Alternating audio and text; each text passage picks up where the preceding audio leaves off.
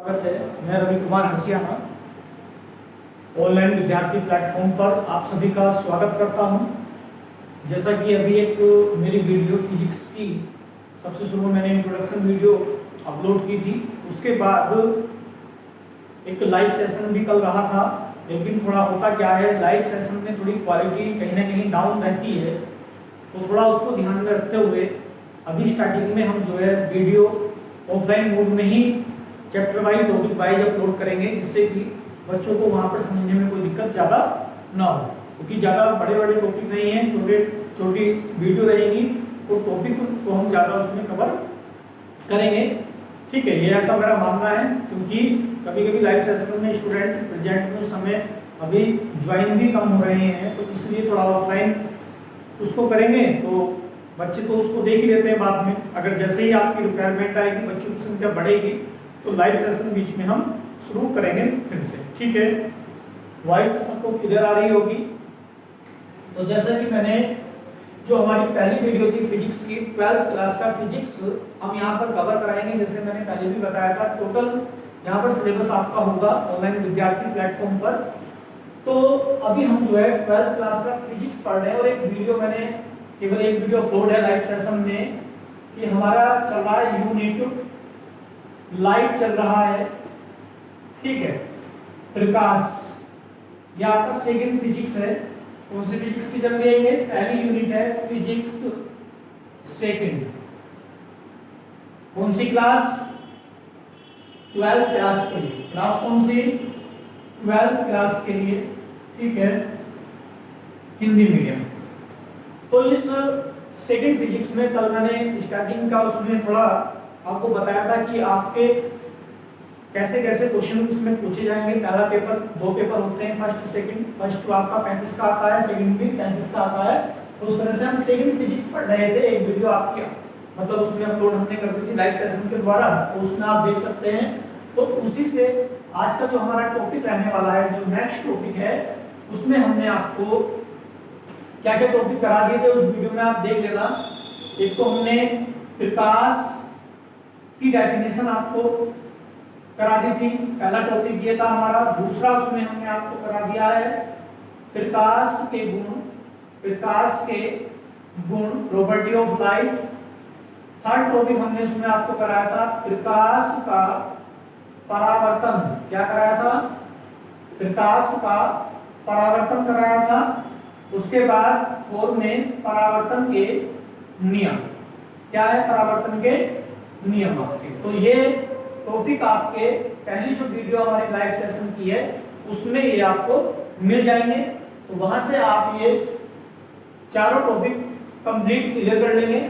उसके आगे का जो सिलेबस है, अभी ये हमारा लेक्चर 2 है, तो यहाँ से लेक्चर 1 आपका पहले लाइव सेशन के द्वारा हुआ है, लेक्चर 2 आपका ये है।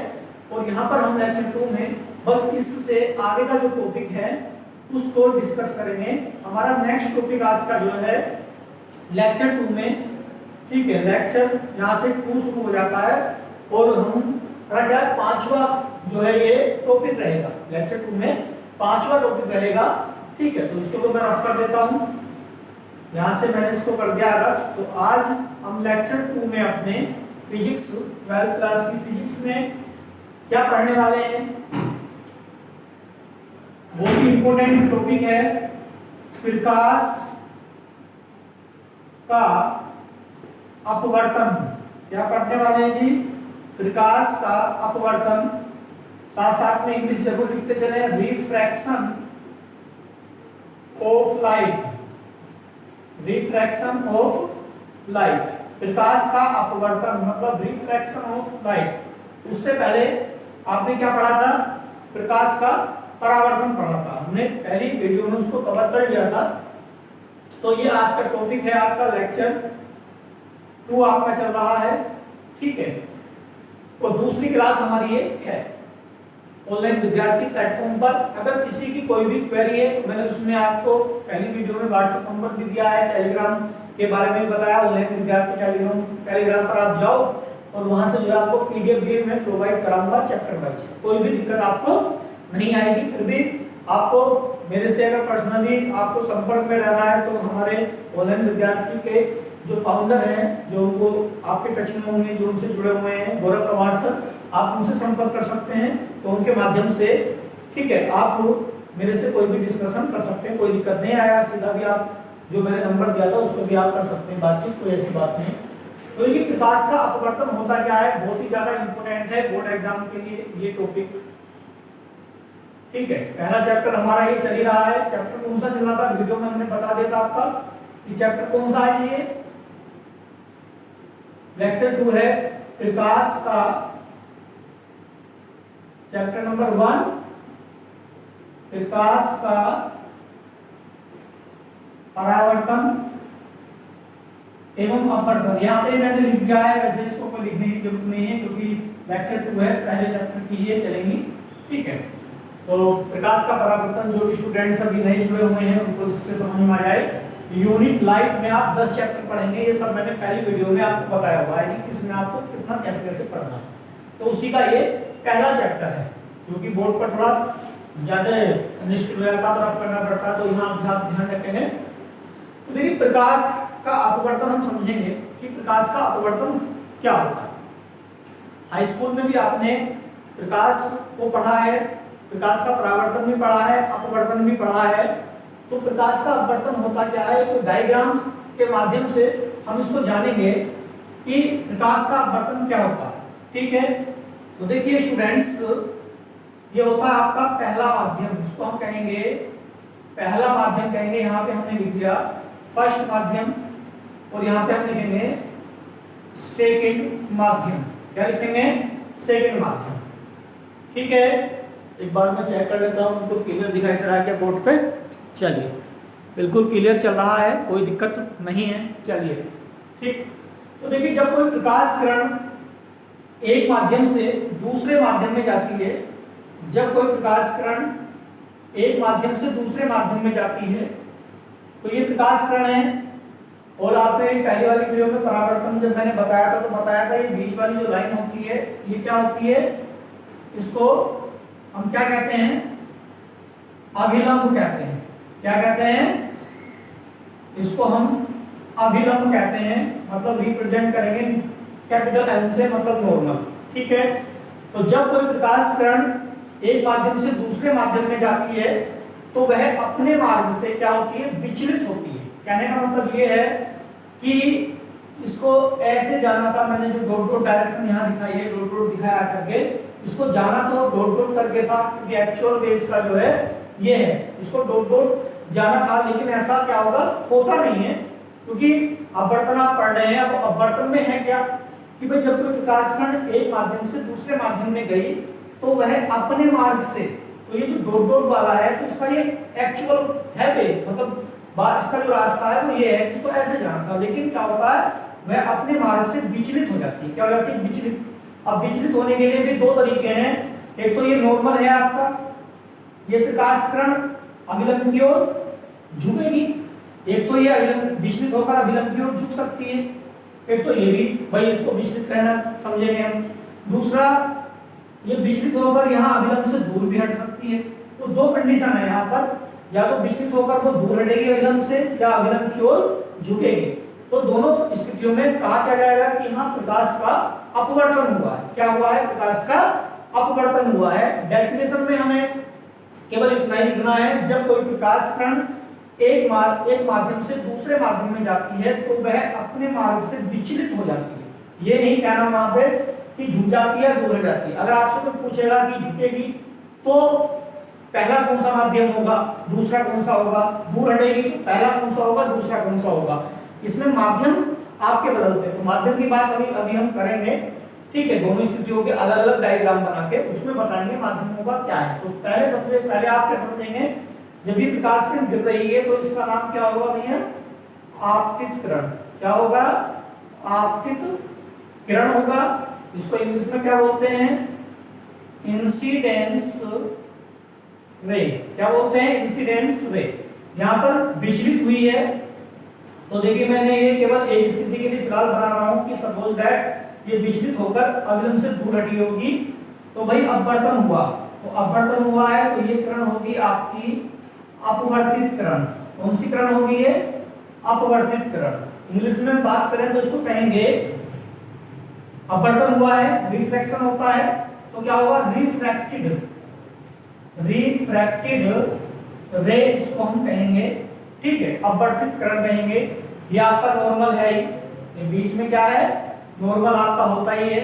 अब है क्या, ये जो आपतित किरण है इस अभिलंब के साथ, नॉर्मल के साथ कोई ना कोई कोण बनाती है, कोई ना कोई कोण बनाती है। वो कोण कितना बनता है, स्मॉल आई बनता है, ठीक है। तो ये क्या होगा, आपतित किरण बना रही है अभिलंब के साथ, तो इसको हम आपतन कोण कहेंगे। क्या कहेंगे, आपतन कोण कहेंगे। इंग्लिश में कहते हैं एंगल ऑफ इंसिडेंस। अभी मैं लिख नहीं रहा हूं यहाँ पर, पहली वीडियो में मैंने बताया है लिखते उसको, ठीक है। आपतन कोण होता है। उसके बाद ये वाली प्रकाश किरण यहाँ अपने मार्ग से विचलित हुई थी, तो ये भी यहाँ नॉर्मल के साथ कोई ना कोई कोण बनाएगी, तो ये कोण होगा स्मॉल आर। क्या होगा, कोण स्मॉल आर होगा, ठीक है। और ये अपवर्तन हुआ है, तो इस कोण को कहेंगे हम अपवर्तन कोण। क्या कहेंगे स्टूडेंट्स, अपवर्तन कोण हम इसको कहेंगे, स्मॉल आर से प्रदर्शित करते हैं। अब परावर्तन में क्या कहते थे, क्योंकि लाइट, परावर्तन में क्या होता था, लाइट रे जिस माध्यम से आई उसी माध्यम में चली जाती थी, तो वहां भी आर से ही दिखाते हैं, लेकिन वहां आर क्या है, परावर्तन है, लेकिन यहाँ उसको अपवर्तन कहेंगे, ठीक है। तो आई आपतन कोण और स्मॉल आर अपवर्तन कोण, क्योंकि यहाँ अपवर्तित किरण अभिलंब के साथ अपवर्तन कोण आर बना रही है, और यहाँ आपतित किरण नॉर्मल के साथ, अभिलंब के साथ मतलब आपतन कोण स्मॉल आई बना रही है। तो ये हुआ एक, तो विकास का क्या हुआ, ये घटना है विकास का अपवर्तन कहलाती है। तो इस डायग्राम के माध्यम से हमने इसको समझा, क्लियर होगी बात। अब इसको हम जो है इस डायग्राम को यहाँ पर क्या कहेंगे, फर्स्ट कंडीशन मान लीजिए आप। क्या कहेंगे इसको, फर्स्ट कंडीशन, ठीक है, क्योंकि विकास कण यहाँ अभी अपने मार्ग से विचलित होकर अभिलंब से दूर हटता है, तो हमने इसको फर्स्ट कंडीशन मान लिया। सेकंड किसको मानेंगे, जब प्रकाश किरण अपने मार्ग से विचलित होकर अभिलंब की ओर झुकेगा। तो मैं इसमें आपको ये बताऊं कि भाई अगर प्रकाश किरण अपने मार्ग से विचलित होकर अभिलंब से दूर जाती है, तो पहला माध्यम कौन सा होगा, दूसरा माध्यम, मतलब उनके नाम होते हैं।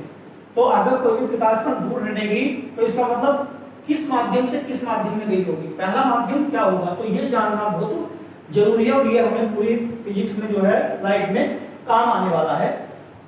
तो देखिए, अगर कोई भी प्रकाश किरण अभिलंब से दूर हटती है, तो पहला माध्यम जो होता है, हम लिख सकते हैं इसकी थ्योरी, जब आपको नोट्स मिलेंगे ना, तो उसमें जैसे मैं बोल रहा हूँ, जो का क्यों कोई लिखा हुआ, क्योंकि फिजिक्स की मेरी अपनी लैंग्वेज है, विदाउट किसी भी बुक के मैं लैंग्वेज नहीं बोलता हूँ, मेरी अपनी डिजाइन की हुई लैंग्वेज है, इसलिए वहां भी आपको सेम टू सेम जैसे मैं बोल रहा हूँ ना, वही सब इस तरीके से मिलेंगे पीडीएफ में, ठीक है। तो है क्या कि यदि कोई प्रकाश किरण, हम डायग्राम की कंडीशन के नीचे थ्योरी लिख देंगे, 2-3 लाइन क्या लिखेंगे उसमें, यदि कोई प्रकाश किरण अपने मार्ग से विचलित होकर अभिलंब से दूर हटती है, तो दूसरे माध्यम को पहले माध्यम के सापेक्ष, कहने का मतलब प्रकाश किरण पहले माध्यम से दूसरे में आई है, तो पहले को हम सापेक्ष कहेंगे, ठीक है। तो दूसरे माध्यम को हम पहले माध्यम के सापेक्ष, कौन सा माध्यम कहते हैं, दूसरे को क्या कहते हैं, किसके सापेक्ष, पहले को। तो दूसरा जो माध्यम है हमारा पहले के सापेक्ष क्या होता है, तो दूसरा माध्यम हमारा होता है वायु। क्या होता है स्टूडेंट्स, वायु होता है। दूसरा क्या होता है, वायु होता है। अगर अभिलंब से प्रकाश किरण क्या होती है, दूर हटती है, दूर चली जाती है, तो वायु में ऐसा होता है। किसमें होता है, वायु में दूर हटती है। तो वायु को साइंस की भाषा में यहाँ कहेंगे विरल। क्या कहेंगे, विरल। मतलब एक तरीके से ये क्या है, विरल माध्यम होगा भाई। क्या होगा, विरल माध्यम होगा। वायु को ही हम क्या कहते हैं, विरल कहते हैं। तो हमने इसको लिख दिया विरल माध्यम से, समझ लेंगे आप। तो ये आपका सेकंड माध्यम क्या हो जाएगा, विरल। तो हम कहेंगे कि दूसरे माध्यम को पहले के सापेक्ष विरल माध्यम कहते हैं, मतलब वायु में। तो इसका मतलब ऑटोमेटिकली पहला जो है आपका कांच हो जाएगा। क्या हो जाएगा, कांच हो जाएगा, ठीक है। ये कांच हो जाएगा। कांच को कहते हैं साइंस की भाषा में सघन। क्या कहते हैं, सघन कहते हैं। तो ये माध्यम कौन सा होगा, सघन माध्यम। कौन सा होगा, ये पहला सघन हो जाएगा, दूसरा कौन सा हो जाएगा, विरल। तो अगर प्रकाश किरण कांच से मतलब वायु में, मतलब सघन से विरल में जाती है, तो वह अपने मार्ग से विचलित होकर अभिलंब से दूर हट जाती है। तो पहली कंडीशन तो आपकी ये है, जिससे हमने अपवर्तन की घटना को समझा। अब दूसरी बात इसमें जो सेकंड कंडीशन है उसमें क्या है, कोई जरूरी थोड़ी है कि प्रकाश किरण विचलित होकर दूर हटे, अभिलंब की ओर भी झुक सकती है। जब अभिलंब की ओर झुकेगी तो यहाँ पर क्या है, ये जो माध्यम है, ये वाले माध्यम है, ये चेंज हो जाते हैं। क्या हो जाते हैं? चेंज हो जाते हैं। कैसे चेंज हो जाते हैं? देखिए, सबसे पहली बात, कांच है तो कांच को कुछ आप इस तरह से, ये यहाँ ये थोड़ा ये कांच के लिए दिखा देंगे भाई, ये क्या है? कांच है। ये क्या है? कांच है। तो ये पहली कंडीशन का डायग्राम बन चुका है। अब बटन की डेफिनेशन एक बार मैं और दोहरा देता हूं कि जब कोई प्रकाश किरण एक माध्यम से दूसरे माध्यम में जाती है तो वह अपने मार्ग से विचलित होकर क्या हो जाती है? अपने मार्ग से विचलित होकर दो कंडीशन में झुकती है या दूर होती है। लेकिन हमें डेफिनेशन में ये नहीं लिखना, हमें लिखना है कि विचलित हो जाती है, अपने मार्ग से विचलित हो जाती है। तो प्रकाश की इसी घटना को प्रकाश का अपवर्तन कहते हैं। लेकिन विचलित भी दो तरह से होती है, तो उसके लिए पहला डायग्राम आपका ये बन चुका है और दूसरा डायग्राम जब झुकेगी तो उसके लिए हम देखेंगे। तो देखिए क्या होता है, अगर प्रकाश किरण अभिलंब की ओर झुकेगी तो क्या होगा, पहला माध्यम कौन सा होगा, दूसरा कौन सा होगा, कुछ नहीं होगा, माध्यम चेंज हो जाएंगे, माध्यम उलट जाएंगे। ठीक है, एक छोटी सी बात इसमें बताना चाहूंगा मैं आपको। अगर आपसे कोई ये पूछे, मैंने कहा कि अगर आपतन कोण स्मॉल आई क्या है 30 डिग्री है, तो कोण r जो अपवर्तन की बात हो रही है, अगर ये 45 है, आपसे पूछ लें कि अगर आपतन कोण 30 डिग्री है, अपवर्तन कोण 45 डिग्री है, तो प्रकाश किरण अभिलंब की ओर झुक रही है या दूर हट रही है? तो सीधा आपका जवाब होना चाहिए, क्योंकि कोण 30 यहाँ छोटा है और कोण r क्या है, बड़ा है 45। जब कोण r अपवर्तन कोण का मान बड़ा होगा तभी प्रकाश किरण ये दूर हटेगी। ठीक है, तो आपका जवाब होना चाहिए कि भाई दूर हटेगी, तो इसका मतलब प्रकाश किरण कांच से किसमें जा रही है, आप सीधा बता सकते हैं विरल में जा रही है। अगर इन कोणों से बता सकते हैं आप, अगर I का मान 30 डिग्री है और R का 45 है ना, तो आप माध्यम के नाम बदल सकते हैं, क्योंकि आपतन कोण पहले माध्यम में बन रहा है, दूसरे में 45 है, तो ज्यादा किसमें है, ये दूसरे माध्यम में है, तो सीधी सी बात है वो क्या हो जाएगा, विरल हो जाएगा। तो हमें पता चल गया कि सघन से जो लाइट रे है वो विरल माध्यम में जाएगी। तो ये इससे संबंधित है। अगर यहाँ मैं उल्टा कर दूं, इसको 45 कर दूं और दूसरे वाले को 30 कर दूं, तो ऑटोमेटिकली प्रकाश किरण अभिलंब की ओर झुकेगी, और झुकेगी तो माध्यम चेंज हो जाएंगे। क्या हो जाएगा, माध्यम चेंज। ये विरल है तो पहला वाला विरल हो जाएगा, दूसरा सघन। तो उसी चीज को हम अभी समझने वाले हैं। देखिए, इनको तो कर देंगे आप कांच के लिए, रफ कर देंगे, ज्यादा तो चेंजिंग इसमें करनी नहीं है आपको, ये माध्यम चेंज करके दिखाने हैं। बाकी जो का जो सेम रहेगा, या वर्गीकरण भी आप यहाँ से रफ कर देंगे। कॉपी पेन लेके आप थोड़ा बैठा करें, जब अगर वीडियो देखते हैं तो उसको तुरंत नोट भी करने, तुरंत उसको आप क्या करने, नोट भी करने भाई, सही है। तो इसको ऐसे जाना था यहाँ। अब हम सेकंड कंडीशन को समझेंगे, ये सेकंड कंडीशन क्या होती है। तो सेकंड कंडीशन देखिए क्या है, अगर कोई प्रकाश किरण एक माध्यम से दूसरे माध्यम में जाती है तो वह अपने मार्ग से क्या होगी, विचलित होकर अभिलंब की ओर झुक जाती है। क्या होती है, अभिलंब की ओर झुक जाती है। यहाँ ये अभिलंब की ओर झुक गई आपकी, ये नॉर्मल है ना, तो अभिलंब की ओर झुक गई। अब यहाँ पर केवल ये इतना कोण बनाएगी भाई, ये जो किरण कौन सी होगी, किरण तो कौन सी होगी, अपवर्तित ही किरण होगी। ये किरण क्या होगी, अपवर्तित किरण ही होगी। इसको हम रिफ्रैक्टिव, मतलब या रिफ्रैक्टेड लिख लें, रिफ्रैक्टेड रे ही कहेंगे। बस यहाँ पर कोण क्या हो जाएगा, छोटा हो जाएगा, अपनी डायरेक्शन से, अपने मार्ग से थोड़ा सा अभिलंब की ओर बेंड होगी, झुकेगी। और यहाँ पर जो कोण बनेगा वो भी क्या बनेगा, आर ही बनेगा। ऐसा नहीं कि नाम बदल देंगे अपवर्तन कोण का, पहले भी आर था अब भी आर, लेकिन अब छोटा बनेगा। तो ये होगा अपवर्तन कोण, यहाँ लिख दीजिए आप अपवर्तन कोण।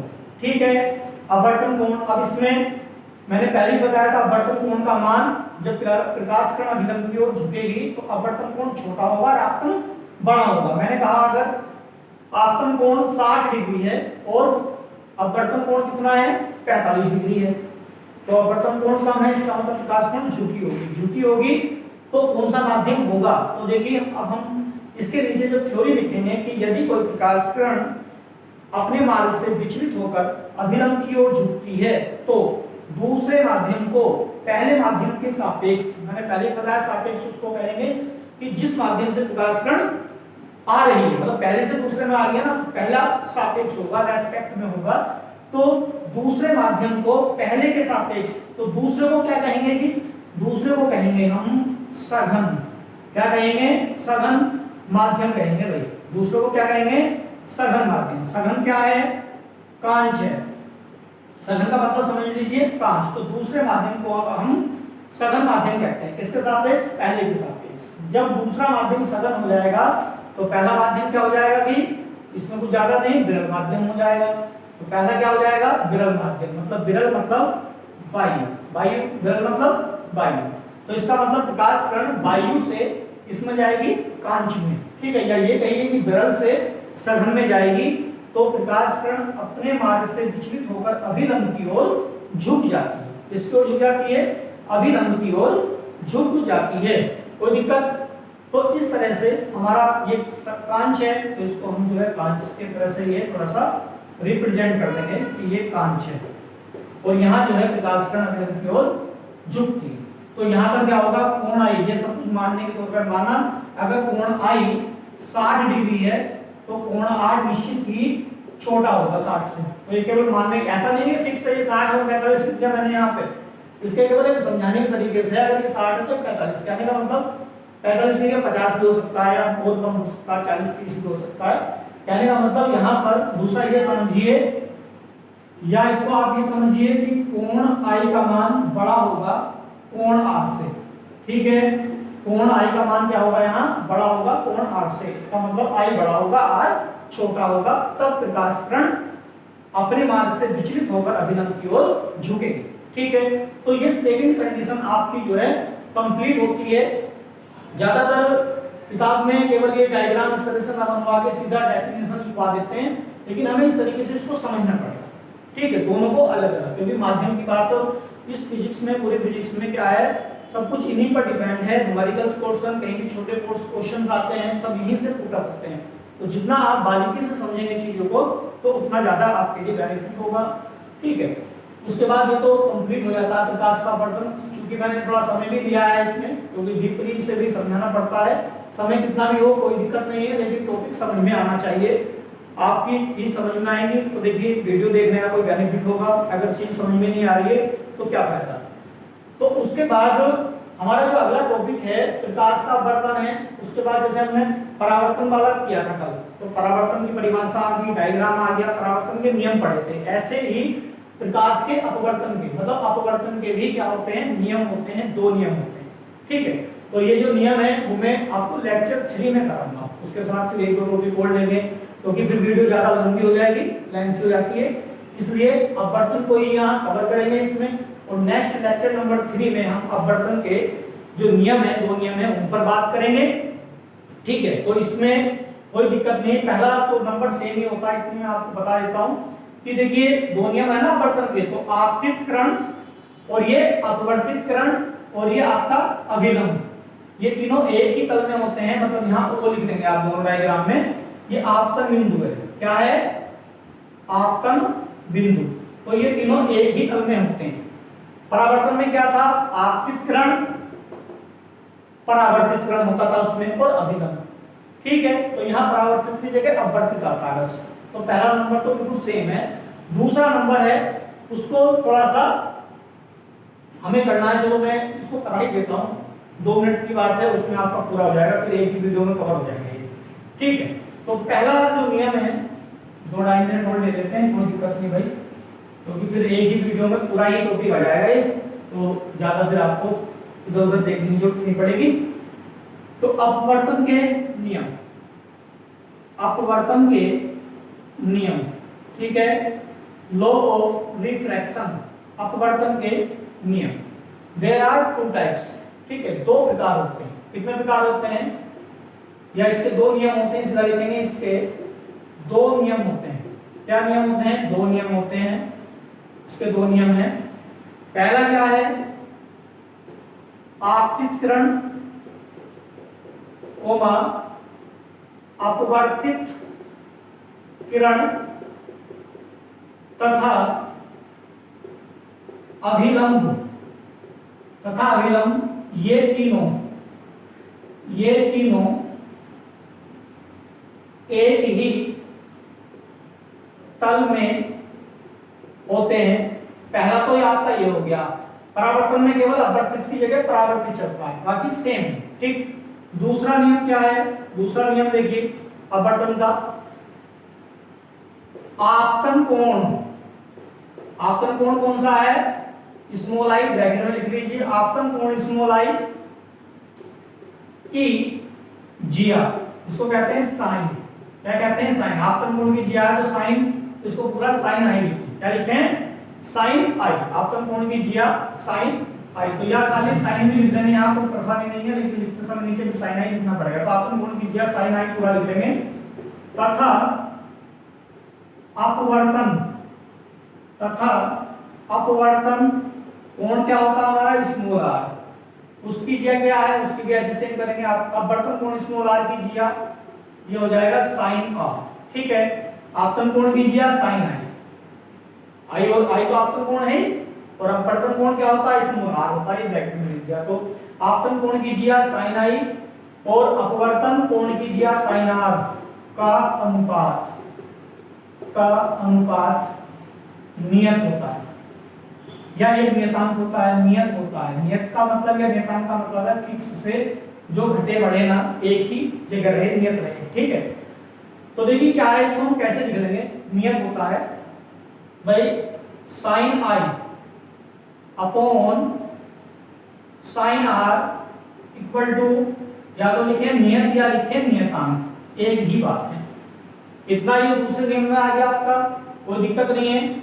उसके बाद विकासकरण आपकी एक माध्यम से दूसरे माध्यम में जा रही है, तो देखो इसको आप ऐसे भी लिख सकते हैं, या sine I upon sine are equal to 1 and 2। विकासकरण पहले से दूसरे में जा रही है, तो 1 and 2 को कैसे पढ़ते हैं? n होता है अपवर्तनांक। क्या होता है? n अपवर्तनांक। हाई स्कूल में आपने पढ़ा होगा। तो पहले माध्यम के सापेक्ष दूसरे माध्यम का अपवर्तनांक, तो 1 and 2 लिख देते हैं, ठीक है। दूसरा नियतांक में आप केवल n भी लिख सकते हैं आप, मतलब अगर हम एक लाइन और बढ़ाएं तो यहाँ ऐसे ही लिख सकते हैं आप इसे। ये अभी n लिखा, एक लाइन और लिख लीजिए आप। चलो मैं ऊपर से इसको रफ कर देता हूँ थोड़ा सा। तो देखिए क्या है